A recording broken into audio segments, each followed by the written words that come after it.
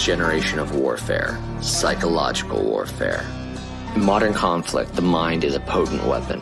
Discover General Michael T. Flynn's groundbreaking guide, A Citizen's Guide to Fifth Generation Warfare. Unlock tactics, strategies, and the mindset to navigate this cognitive battlefield that we all find ourselves in. Equip yourself against manipulation and emerge unscathed. Unleash your potential. Order now.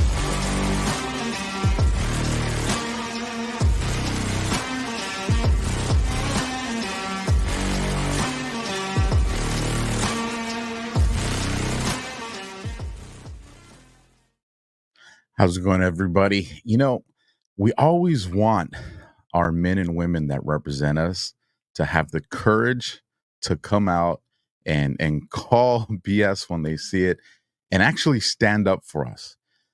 And I wish this is something that happens all the time, but unfortunately it doesn't. However, we did have a man that represent us out in South Carolina who had the courage to finally do what we all want. He joins me in just a few moments, talking about Adam Morgan, everybody. But before we do that, let me get to two quick sponsors because streaming ain't free. And first on deck, we got Goldco, protecting your investments with gold and silver made simple. You've heard of the digital dollar. Listen up, you guys. Right now, it looks like the government's pushing for a digital dollar, which could mean every penny you spend could be tracked and controlled by the government. If that's true, then your entire life could depend on the people you don't know, like, or even trust. That's why smart Americans are opting out and putting some of their savings into real gold and silver. So to help, you can go to alphalikesgold.com to get your free 2024 gold IRA kit from my partners at Goldco. It shows you how to protect your hard-earned money and with physical gold and silver, even if it's still in a retirement account. And as an American citizen, you could score up to $10,000 in free silver just for safeguarding your savings. So at the very least, arm yourself with the knowledge about your options here. Don't be sheep. Go to alphalikesgold.com, get your free 2024 gold IRA kit. And then last on deck, and then we're going to be bringing on a guest, is everybody's favorite mustache, my pillow, my store, Mr. Mike Lindell. And I'll see you guys in 60 seconds. My Towels solved the problem that we've all had with towels. You go into the stores and they feel lotiony and soft, but then you get them home and they wind dry you. That's why I made My Towels. They actually work, they're soft, and they absorb.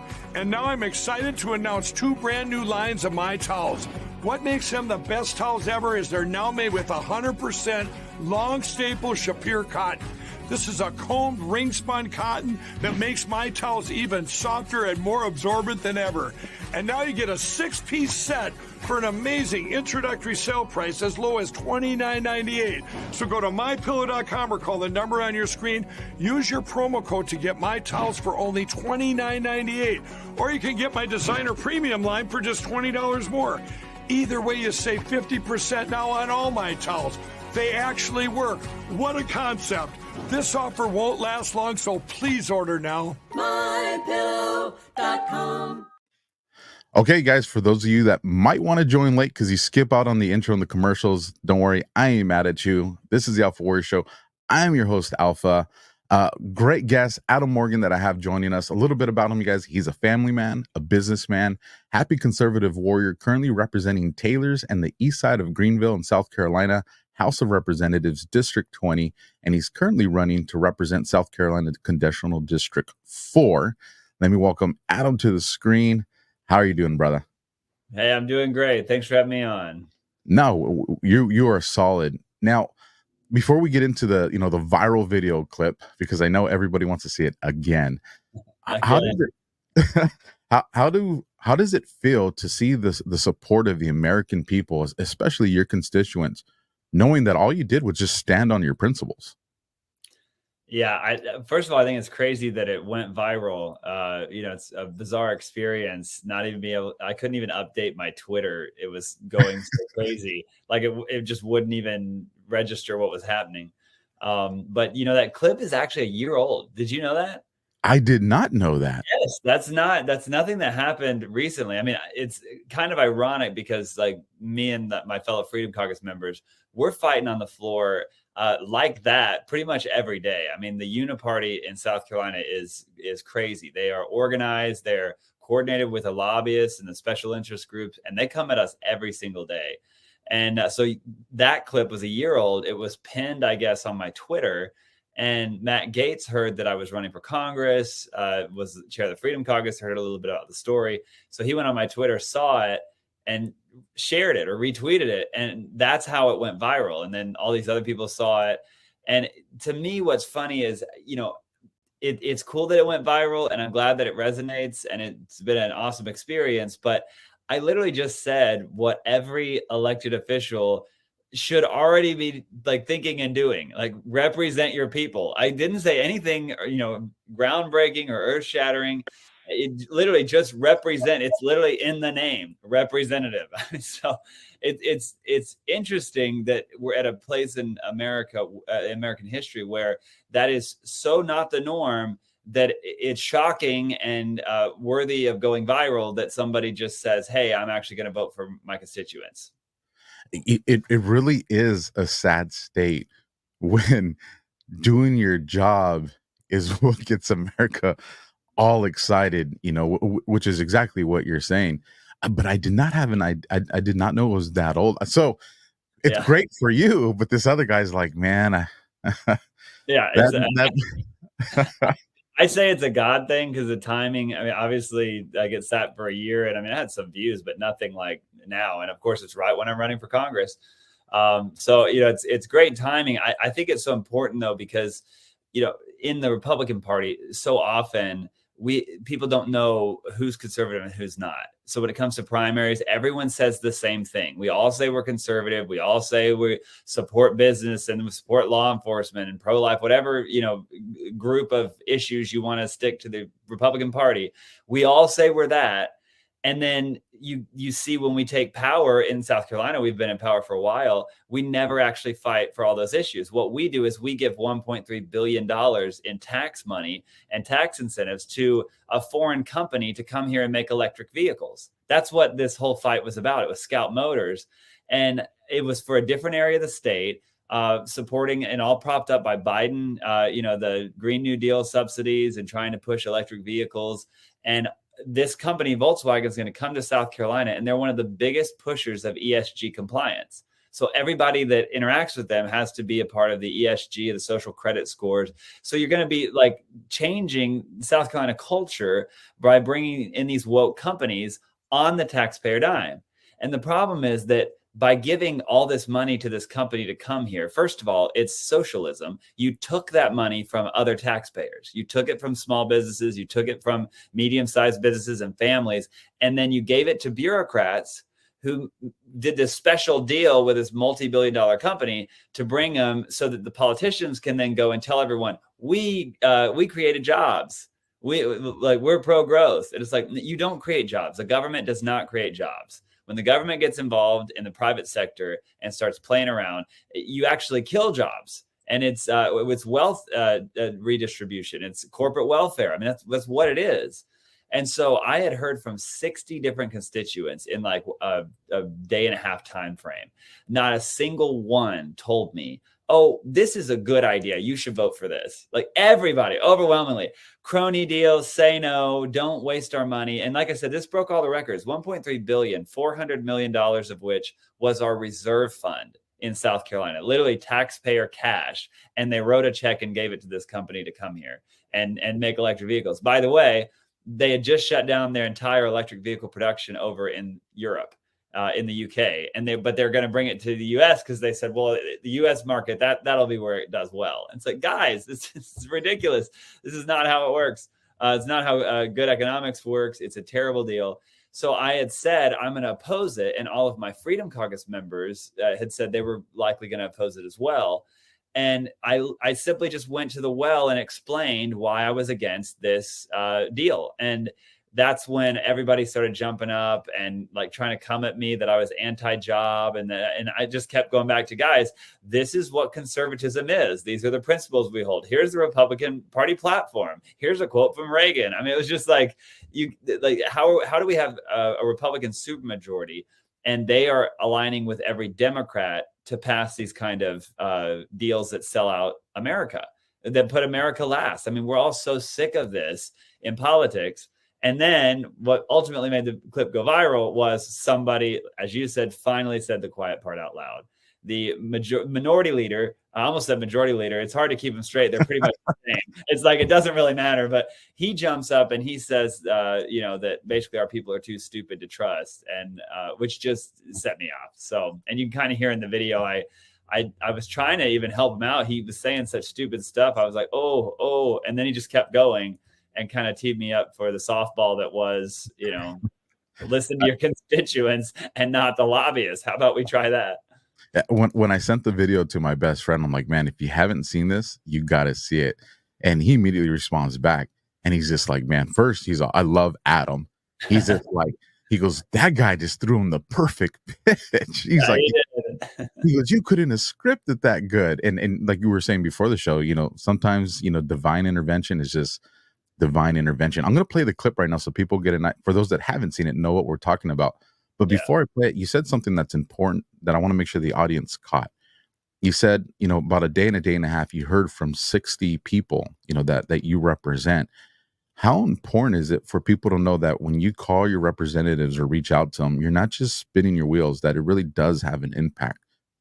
I think it's hugely important. I mean, it's literally the basis of our system is a representative government. So if you are not taking the time to advocate for your values and your beliefs, there's a void, and somebody's filling that. And so what happens is, if you don't have an active constituency that's informed and engaged, that void is filled by lobbyists, because they have moneyed interests. They want to come use state power for their own ends, to push out competition in certain industries, to get handouts, and that's why you see this creep towards socialism in so many of our different institutions, and even in the private sector. And so the people have to engage and push back on that and say, no, don't socialize the private sector. No, don't take my tax money and give it to a competitor. That's ludicrous. Like, we're not going to let that stand, but you have to engage with your elected officials. And I'll also say, most elected officials don't even receive that much correspondence from their constituencies. So your voice matters even more, because a lot of people aren't bothering to interact. So I would always encourage people, find out who your representatives are. I know there's going to be people watching that, as I'm saying this, you're going to feel guilty, and you should. Some of you are not going to know who your state representative is or your state senator. You're going to have no clue. Some of you are going to say, what's a state representative? It's like we've got to get back to the basics and know that, like, we've got to focus on what's happening in our state house and focus what's happening in our county council. I know it's extra work, but that's how we save our country. We can't, the last thing we need to do is, put all our hope in Washington. I mean, we need fighters in Washington for sure, and to use those platforms. That's why I'm running there. But the state level, you've got to focus on that too, because if you lose your state, you're losing so much of the laws that actually affect you on a daily basis are the state laws. And so fight for every inch. I really hope we're coming to a point where we, the people, recognize the power that we, the people, have, and that we also recognize states' rights and how powerful we are individually as states, because we always focus on the big thing, the presidency, and it's like, state is what impacts you even more, like what goes on there. So let me bring this clip on. I'll play it, and then we'll have a conversation about it afterwards. Here we go. The pressure in here in Columbia is for me to not even vote red on the board. Y'all might not know this. A dark money entity that was created on Tuesday, the day after we voted for this, I went home and a attack piece went out in my whole district about the fact that I voted for this.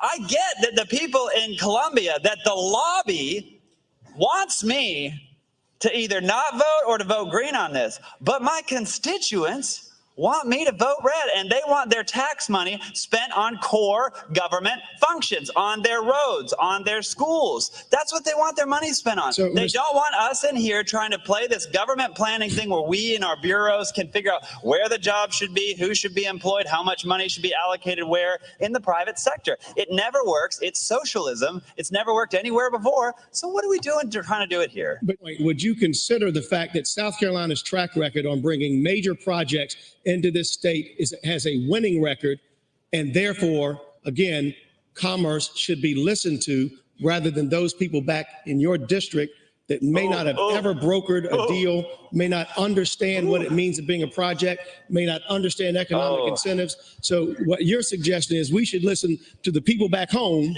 in your district rather than the people at Commerce that have been successful at bringing these mega deals to South Carolina. Mr. Rutherford, I don't think that you could have espoused a philosophy that disagrees more fundamentally than me. I completely disagree with you, and I think that you believe what you just said. But no, I 100% am going to listen to the people back home who I represent in this house, and you should listen to the 40,000 people in your area, and not the bureaucrats at Commerce, and not the lobbyists, and not the multi-billion-dollar international corporations. You should listen to your constituents like I am. So yes, I will always fall back on the common sense of the wonderful people from Taylor's and Greenville Eastside, far more than I will ever listen to unelected bureaucrats, other representatives in here who have been here for far too long and have maybe managed a whole lot of these deals, and far more than I will ever listen to any member out there. So, Mr. Morgan,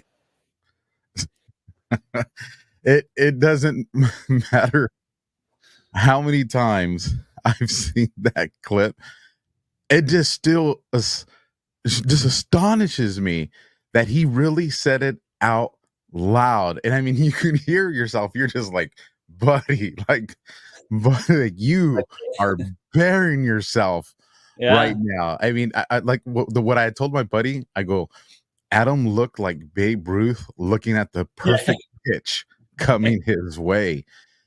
And the other part that I like that you said is when you told him, you know, Mr. Rutherford, I really believe that you believe what you're saying. And they're saying we're too dumb. We the constituents, we don't have the knowledge. So just take our money and tell us how our money needs to be spent for us. Even though we feel it at the gas pump and we feel it at the grocery store and we feel it in, you know, certain districts where it's like, where did our jobs go? And why are our jobs going over here to corporations that are making millions and billions of dollars, but we're still suffering? I mean, are they so far separated that they just don't get it? Yeah, I mean, obviously, like he literally, I was trying to help him out. I was like, oh, which you would have thought would have triggered, oh, maybe I'm saying something that's incredibly out of touch and stupid. But no, he like finishes it and doubles down and literally says, you're telling me we should listen to the folks back home over the experts in commerce? And it's like the experts in commerce are unelected bureaucrats that you do not represent. And those bureaucrats are literally trying to take state money and play in the private sector, oftentimes picking people that they are friends with and associated with, picking winners and losers in the private sector. And it's just everything wrong with this idea that we can bring socialism into the private sector and into the economy, and that's a good idea. It doesn't. It's a failed, flawed philosophy and way of doing things. And, you know, we've got to fight it at every turn because, you know, you see Rutherford and the people like him, you know, you call them elites, you could call them a uniparty, but they truly believe that government creates jobs, that government is this great force in whatever it touches, that we know best, that us and our bureaus, we know best. And then the people, well, they're simple and they need to just leave it up to us to figure out and come in and fix their families and their schools and their communities and their businesses. And I just categorically reject that. Like that it's so wrong and so anti-American. That is not the American way. And if we're going to put America first, we have to put Americans first, not bureaucrats first, not government first, right? I mean, not international corporations that aren't even American. It's like, I mean, the explanations in the title that you guys carry, representatives, you know, when he's sitting there saying, you know, we should listen to those people. And you're like, absolutely. That's who I represent. Now, knowing that this was actually a year ago, how often do you know, pushbacks or discord like this happen? I mean, is this something that's frequent? I mean, because, you know, we don't get to see it unless something like this goes viral. Oh yeah, it's constant in South Carolina. So a little bit of backstory. So after I had this fight on the floor and opposed this, we had just gotten we voted once, and this was I think second reading on it because you have to vote on bills twice before they go over to the other chamber. And I went home and that I mentioned the attack ads that immediately hit in my district saying that I was anti-jobs, that I'm opposing jobs and killing jobs. And they sent it in a text, and all these people were like, what is this? What are they talking about? You're voting against jobs. I'm like this. And since that day, they have dumped over $1 million.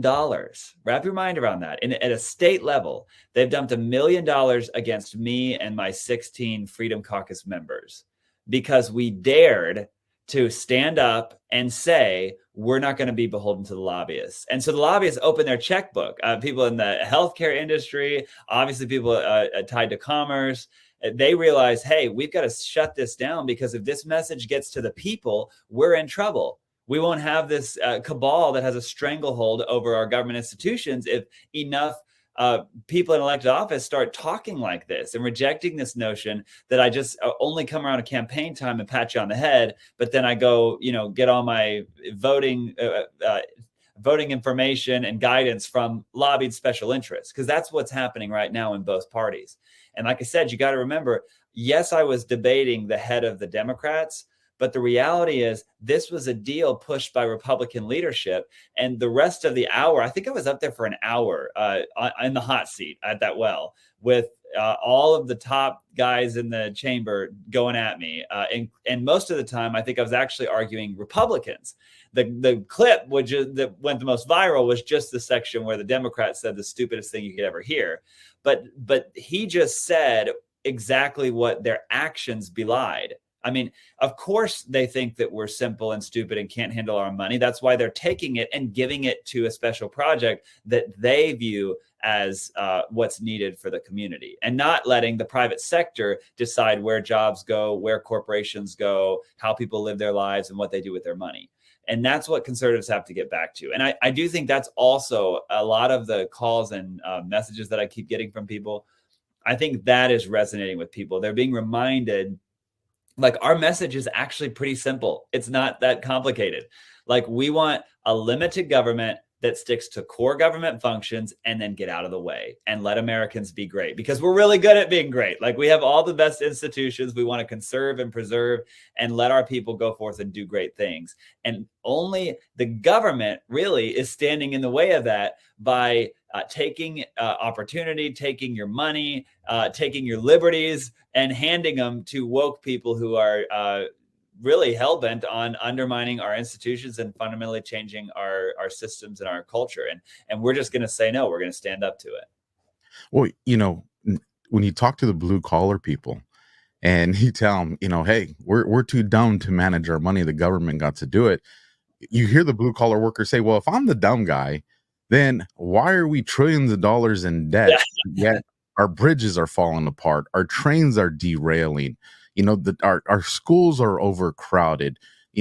If we don't know how to manage our money, then why the government's not doing any better with it? So, it'd be insanity to keep doing the same thing over and over. And one of the other reasons I wanted to have you on, Adam, is, I'm in Southern California, but I try to bring on as many like real American representatives as possible, because what happened, in the well when you guys are fighting, I would imagine is not just isolated to South Carolina. I would imagine that this is something that is why else would they spend $1 million in it? Because when people start to look to these things in their own states, they're going to see that, wow, this message is the establishment everywhere. Yeah. And I've noticed that Americans are starting to realize we need to support our representatives that are running beyond just our own individual states. Are you seeing that kind of support coming your way yet? Yeah, and I should say that it is something that's somewhat unique to South Carolina, in that we are the strongest, most organized, most successful movement currently that's happening at the state level. But there are a number of states: Arizona, Pennsylvania, Idaho, Wyoming, where these similar things are happening. You're having groups of conservative legislators organizing, mostly under the State Freedom Caucus Network, which is a newer kind of entity that's trying to help support and encourage conservatives to be more bold, to get more organized. Because when I got to chamber in South Carolina, South Carolina is actually behind in almost every arena we could look at. We had the most restrictive gun control laws in the country when I first got there. We were tied in the top 6. We had no school choice. We had some of the worst budget transparency in the country. We were the last state to pass Save Women's Sports, which boys playing boys sports, girls and girls. One of the last ones to say that do the Help Not Harm bill. Republican states banning transgender surgeries on minors. I mean, so almost anything you can think of from a conservative perspective, and we're one of the most heavy regulatory states. We were behind. So we needed a strong conservative movement. And people the culture was such that you didn't have a robust debate. They would squelch debate. They would silence people. And we broke the narrative or broke the mold because we got organized. We launched as a Freedom Caucus, and we started actually giving an alternative narrative to what the establishment uniparty, which was put into place by Democrats and Republicans together, who picked the speaker and the House leadership. And then they tell us, oh, well, sorry, we can't pass the bill for banning transgender surgeries on minors. We're going to focus on, $1.3 billion handouts to, these companies and that are pushing electric vehicles. We can't ban ESGs because we're actually subsidizing them with our tax money. And we're actually going to focus on giving $10 million slush funds to commerce and sponsoring lewd art and gummy bear statues, which are just in the insane things that are in the state budget. We're going to care more about that than actually fully funding law enforcement. And we just said, you know what, we're going to get loud. We're going to talk about this stuff. We're going to expose it. We're going to put votes on the board. When a bill comes before us, we're going to put an election integrity piece on it that make the Republicans vote. Oh, you say you want secure elections. Are you going to actually back it up? Are you going to make sure that we don't have mail-in ballots? And then they vote yes or no. Well, when they vote conservative stuff down, we take a picture of it and we share it to social media. And suddenly everything starts changing. And that's why our story, the fight became really so intense, so that if you tuned into the South Carolina House, you would see a lot of this kind of fight, this rhetoric back and forth. There's still other chambers where the culture has not changed. They have a tight control. There's a very limited debate. And it's just, you've got to elect some fighters in those areas to really go and kind of and to break that ceiling or break the mold, however you want to phrase it. And to clue you in on the story a little bit more, because I know your listeners wouldn't know about this. When we launched as a Freedom Caucus, we had several huge wins. I mean, back to back. One was there was a pediatric transgender clinic seeing kids 4 years old to 16 that were being, given puberty blockers and referred to surgeons on the taxpayer dime. So we were paying for this stuff on our children. In South Carolina, supermajority in both chambers and a Republican governor. That was happening. So we found out, we tried to get people to step in and do something at the higher level, either statewide, and nobody wanted to touch it. So we went after them. We FOIA'd them and said, tell us what you did to these kids, how old they were. And they said, we don't have to tell you that. I said, yeah, you do, or I'll sue you. And they shut the clinic down the next day. So we actually ended the taxpayer-funded clinic in South Carolina. So we had a whole bunch of instances where we were winning on a lot of different issues. And we got back to session that next year, right before this Scout video that you're playing, and they had changed caucus rules. So to be a member of the Republican caucus, you now had to sign a pledge that said you would never campaign against another Republican. And we were like, what? I'm going to sign a pledge. And what does campaign mean? What do you, and so in caucus, I asked, what does campaign mean? And why can't, I mean, it's a supermajority. There's 80 Republicans in the House. How am I not going to call one out? And the number 2 guy in the House stands up, first guy to speak after I said this, what does campaign mean? And he says, you can't take pictures of the public voting board and put it on social media anymore. And I was like, the public voting board, like it's literally public. Like, are you serious? And he said, yeah, it makes people look bad. And I was like, for how they're voting? Like, well, then change your voting. Are you kidding me?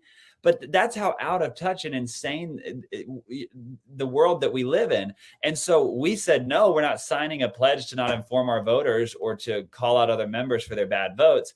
They kicked us out of caucus. So all 17 of my Freedom Caucus guys were forcibly removed from caucus. We're not allowed in. We're not allowed to join in their meetings. And we're still Republicans. We're the most conservative Republicans that fight on every issue, medical freedom, school choice, whatever it is. We're the ones that are fighting it. And that was the lead up to the video you saw. So we were kicked out of caucus. They had already started coming after us for daring to just vote no. And the lobbyists, that what I said triggered so many people that they then opened their wallets and have spent $1 million to get rid of us. But what I will tell everyone is the fight is what has inspired us to be able to win on so many things, because it's like the more we fight and the more we expose the establishment and the uniparty for what they really are, the more the public comes in and steps up to the plate and starts going after these rhino hacks that run as Republicans. And already we've seen our movement grow. We've flipped some seats in South Carolina. There's a ton of challengers running this cycle. And that same thing that's happening in Ground Zero in South Carolina is happening in legislatures across the country, Republican and Democrat. It's happening in Illinois. It's happening across the country with this Freedom Caucus movement of people who are done paying, allegiance to an establishment and leadership that don't represent their people and that are bought by lobbyists. We're done, and we're going to be loud and proud, and we're going to fight, and we're going to bring transparency to our institutions, because that's how we're going to win. We're going to trust the public, give them the information, and they're going to do what's right. I'm so glad you shared that story, Adam, because I was not aware of it. And the reason I'm happy that you shared that with me in the audience is with some of the people that are actively in Congress now, and people that I've talked to that are running for Congress, what I've told them is, listen, obviously we want you to pass bills and do things that we want. But from speaking to people that are already in Congress, I understand that it's not always that easy. Like you said, there's senior people that push back. So I said, well, here's the thing, you guys. If you're trying to do what we want and somebody's stopping you, especially on the Republican side, then if you got to spend your whole term just diming people off, this is who stopped us from doing this, and this is who stopped us from doing that, then I'm fine with that. So we know who to primary. Yes. But don't sit here and say, well, I'm not going to tell you who's stopping us, because then you're protecting the establishment. Yeah. And we don't get anywhere. And to hear you share that story, it tells me, well, that it works. When you go and you expose, hey, these people that said they're for you are not voting that way, and it makes things close down, and the exposure makes them nervous. I mean, it shows that it works. So, I mean, awesome. It's just so awesome that you do that. We got to wrap it up here, Adam. Just real quick, what are the important dates surrounding your campaign that you're running for that people need to know about? I'll have all the links down in the description for people to go to your website, but tell us about your website. And then the last question I have before you get into that stuff, what is if you had to pick like the single most important priority that you have, going into Congress for South Carolina, what would that be? And then the same thing, but for the country, what would that be? And I'll give it to you, Adam. Yeah, well, in South Carolina, our fight has been a fight for transparency and accountability. I mean, we've exposed corruption, like actual corruption, where you had leadership that was shaking down lobbyists for campaign contributions in order to move legislation, like a blatant pay-to-play scheme. We've called it out. We've got on-the-record votes on all sorts of, judicial votes and things like that.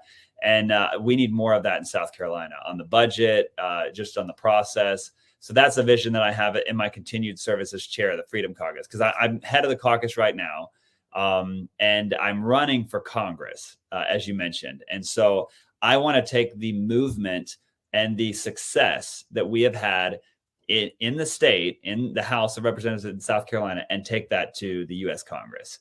Like everybody says they're a conservative and everybody says they're a fighter, and all the voters want a fighter. They want somebody that will actually do what they say.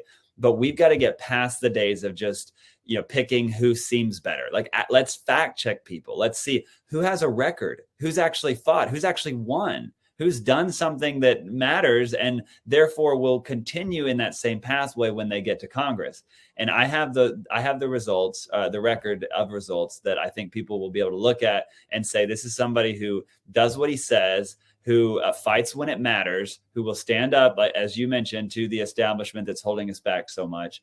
And in DC, picking one issue is hard because there's so much wrong right now, thanks to the Biden administration literally destroying our country at every turn. But the border is just so vitally important. It's such a mess right now and a threat to, our national security. That really, I think, has taken priority. The other one, it's a close second, would be the weaponization of government against American citizens. And the only institution that is going to fix that and rein that back in is the U.S. House, the U.S. House of Representatives. They have the power of the purse. If there are rogue agencies like DOJ and IRS and FBI who are targeting American citizens, we've already seen it with President Trump, but even beyond that, and targeting conservative groups, you have to actually go at their funding, like defund them, threaten to defund them, rein them in, cut departments if you need to. Because if you don't, and you let them continue to abuse American citizens and grow these institutions that are doing that, that is how we lose our country. It's the same fight that I had on the floor with fighting the constant expansions of bureaucratic government. And so that's something I'm going to be focused on. I've done it at the state level. We've gone after the health department when they were, pushing misinformation on the vaccines and lying to people about stuff. I've done it at even the school district level when they were pushing CRT and blatant racism on our kids, and which was violating state law. We sued them and won and got the programs out of the classroom. So I fight when I see a problem, I fight, and I don't normally let up until I win. And I want to do it in Washington. My website's voteadammorgan.com. And moving up to the federal stage, everything I do is going to affect all of you because, it's federal laws that affect the entire country. We have a grassroots movement. We're funded by the grassroots. This video has definitely helped. And I love it that people have heard and have been getting involved. But you also got to realize that all these people that love the message, that are like, yes, let's fight, let's take it back, they saw it and got excited. Well, as did all the people who I'm going to go literally threaten their stranglehold of power on DC. And so I'm pretty sure I got just as much money in opposition or more coming against me now than I do the positive. So the way we win is we stand firm and we get great Americans behind us. So if you want to get involved, would love your help, love for y'all to help amplify the message, sharing on socials. I'm on Twitter at Rep Adam Morgan. And the financial contribution is really ultimately what it comes down to, because this is a fight against special interests who's dumping money into these races to buy our seats. And they've completely bought off my opponent. And he's a complete shill for them on pretty much any issue.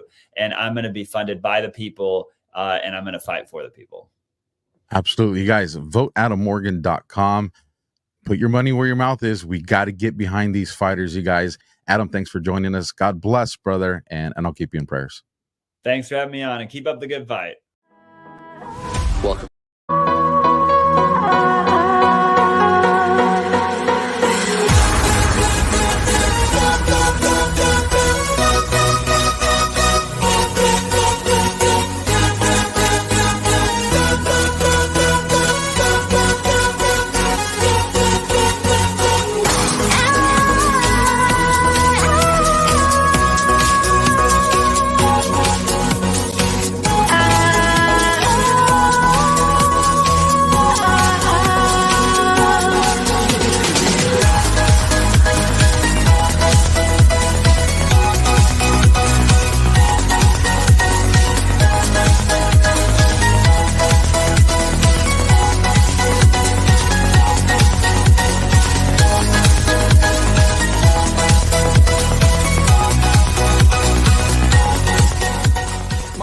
Solve the problem that we've all had with towels. You go into the stores and they feel lotiony and soft, but then you get them home and they wind dry you. That's why I made my towels. They actually work, they're soft, and they absorb. And now I'm excited to announce 2 brand new lines of my towels. What makes them the best towels ever is they're now made with 100% long staple Shapir cotton. This is a combed ring spun cotton that makes my towels even softer and more absorbent than ever. And now you get a 6-piece set for an amazing introductory sale price as low as $29.98. So go to mypillow.com or call the number on your screen. Use your promo code to get my towels for only $29.98. Or you can get my designer premium line for just $20 more. Either way, you save 50% now on all my towels. They actually work. What a concept. This offer won't last long, so please order now. mypillow.com